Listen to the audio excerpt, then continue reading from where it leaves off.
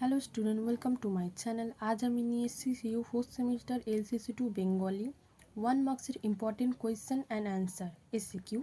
ধরে নাও 2024-এর জন্যে যারা 2024 যারা এক্সাম দিচ্ছে তাদের জন্য খুবই গুরুত্বপূর্ণ প্রশ্ন আর উত্তর। আমি শুধু 20টা দিচ্ছি, তোমরা 20টাই দেখে যাও, 100% কমন পাবে।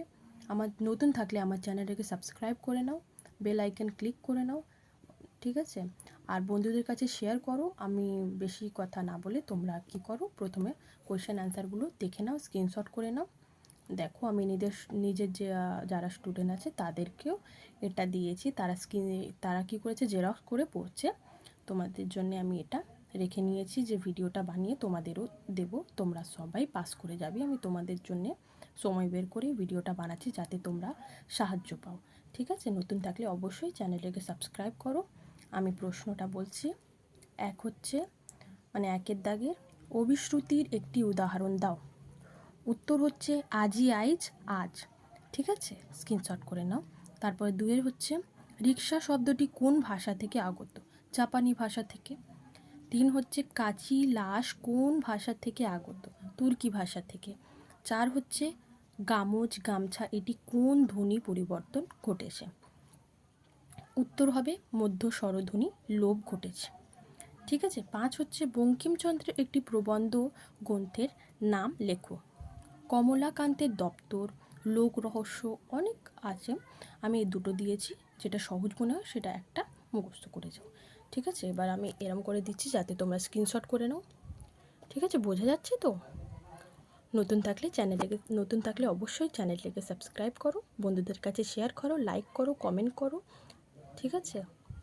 পরের পেজটা দেখো, তাহলে স্কিপ না করে দেখতে থাকো।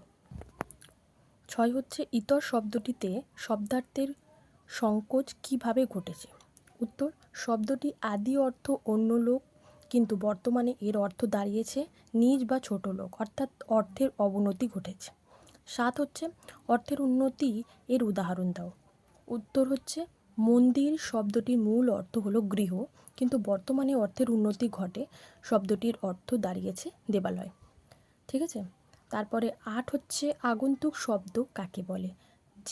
উত্তর, যে সব শব্দ সংস্কৃত ব্যতীত অন্য কোনো ভাষা থেকে সরাসরি বাংলায় এসেছে সেগুলিকে আগন্তুক শব্দ বলে, ঠিক আছে?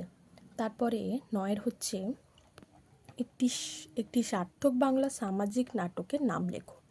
উত্তর, গিরিশচন্দ্র ঘোষের বলিদান। তারপরে হচ্ছে 10 প্রবন্ধ সাহিত্য কয় প্রকার ও কী কী? 2 প্রকার। উত্তর, 2 প্রকার। 1 হচ্ছে বস্তুনিষ্ঠ প্রবন্ধ, 2 হচ্ছে মন্ময় রচনা। এবার তোমরা একটা স্ক্রিনশট করে নাও। হাতের লেখা অতটাও ভালো নয়, আমি তাড়াহুড়োতে লিখেছি, অনেক স্টুডেন্টদের দিতে হবে, তো ওরা জেরক্স করবে তারপরে পড়বে, তো ওরা জেরক্সও করে নিয়েছে, এখন পড়া স্টার্টও করে দিয়েছে। তোমাদের জন্যও আমি এটা ভিডিও বানিয়েছি যাতে তোমাদেরও সাহায্যটা পাও। এটা দেখে যাও, ঠিক আছে? পরের পেজটা দেখো তাহলে। 11 একটি সার্থক বাংলা কমেডি নাম লেখো। উত্তর হচ্ছে চিরকুমার সভা রবীন্দ্রনাথের একটি শ্রেষ্ঠ কমেডি, ঠিক আছে? এবার 12 হচ্ছে একটি সার্থক বাংলা রোমান্স নাম লেখো।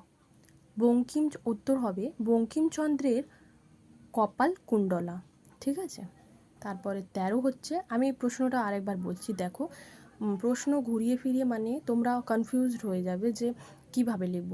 যখন এরম প্রশ্ন আসবে যে একটি সার্থক বাংলা রোমান্স নাম লেখো, তখন আমি যে উত্তরটা দিয়েছি বঙ্কিমচন্দ্রের কপাল কুণ্ডলা, তো তোমরা কমলাকান্তের দপ্তর ওটা লিখবে না, ওটা প্রবন্ধ, ঠিক আছে? বঙ্কিমচন্দ্রের, আর এটা রোমান্স, ঠিক আছে? তাহলে উত্তরটা একটু ভালো করে দেখে নেবে আর বুঝে লিখবে।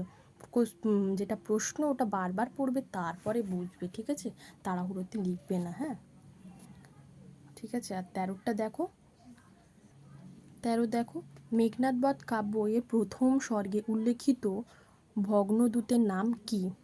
এবার তোমরা এরম লিখবে যে মেঘনাদবধ কাব্যে প্রথম স্বর্গে উল্লেখিত ভগ্নদূতের নাম হলো মকরাক্ষ, ঠিক আছে? তারপরে 14 হচ্ছে দশানাত্মক শব্দটির অর্থ কী, তার নাম লেখো। উত্তর হচ্ছে দশানাত্মক শব্দটির অর্থ হলো রাবণ পুত্র, ঠিক আছে? 15 হচ্ছে সম্মুখ সমরে পড়ি বীর চূড়ামণি বীরবাহু, বীরবাহু কে? উত্তর হচ্ছে চিত্রাঙ্গদার গর্ভজাত রাবণের এক পুত্রের নাম বীরবাহু। ঠিক আছে। 16 হচ্ছে মেঘনাদবধ কাব্যের মূল আখ্যায়িকা কোথা থেকে গৃহীত? উত্তর হবে রামায়ণ থেকে গৃহীত। ঠিক আছে। তারপরে 17 হচ্ছে 17 দেখো, গাইব মা বীর রসে ভাসি মহাগীত কাকে সম্বোধন করে কবি এ কথা বলেছিলেন? উত্তরটা দেখো পরের পেজ। প্রথমে এটা স্ক্রিনশট করে নাও। দেখো বুঝতে পারছো তো? আমি অনেক তাড়াহুড়োতে তোমাদের বলছি, হয়তো স্টুডেন্ট না বসে আছে, ওটাই এটা নিয়ে যাবে জেরক্স করতে। আগে যাদের দিয়েছি প্রথম ব্যাচদের তারা জেরক্স করে নিয়েছি, কিন্তু যে সেকেন্ড ব্যাচ আছে তারা জেরক্স করতে পারিনি, তো আজকে জেরক্স করবে। তাই আমি তাড়াতাড়ি তোমাদের এটা ভিডিওটা বানিয়ে দিচ্ছি, তারপরে ওদের দিয়ে দেবো, ওরা জেরক্স করবে, সবাই পড়বে, সবাই পাস করবে। পরের পেজটা দেখো, উত্তরটা দেখো 17 দাগের। উত্তর হচ্ছে অধিষ্ঠাত্রী দেবী সরস্বতীকে সম্বোধন করে কবি একথা বলেছিলেন। 18 প্রশ্ন হচ্ছে মেঘনাদবধ কাব্যের মুখ্য রস কোনটি? উত্তর হচ্ছে মেঘনাদবধ কাব্যের মুখ্য রস হলো করুণ রস। 19 হচ্ছে শোকাকুল আজি নৈকেশের, কেন? কে শোকাকুল? উত্তর হচ্ছে দূতের কাছে পুত্রের মৃত্যুর কথা শুনে রাবণ শোকাকুলা। ঠিক আছে। তারপরে 20 হচ্ছে ভীমমূর্তি বিরূপাক্ষ রক্ষার দলপতি। বিরূপাক্ষ কে? উত্তর হচ্ছে রাক্ষস রাজ রাবণের অন্যতম অনুচর বিরূপাক্ষ। ঠিক আছে, তোমরা স্ক্রিনশট করে নাও।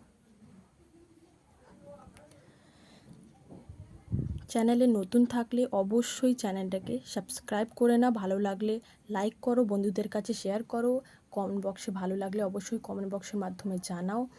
আর নতুন থাকলে চ্যানেলটাকে সাবস্ক্রাইব করে নাও। চ্যানেলটাকে সাবস্ক্রাইব করলে কোনো টাকা লাগে না, তোমাদেরই ভালো হবে। আমি খুবই গুরুত্বপূর্ণ লাস্ট মিনিট সাজেশন দিই, খুবই ভালো সাজেশন দিই, যেটা পরীক্ষায় আসবে সেটাই আমি দিই, বেশি দিই না। আর গুরুত্বপূর্ণ প্রশ্ন দিই, উত্তর দিই, সব কিছু দিই, গল্প বুঝিয়ে দিই সহজ করে। তাই বলছি চ্যানেলটাকে সাবস্ক্রাইব করে নাও। ঠিক আছে, ভালো লাগলে অবশ্যই লাইক করো। দেখা হচ্ছে পরের ভিডিওর মাধ্যমে। Thanks for watching.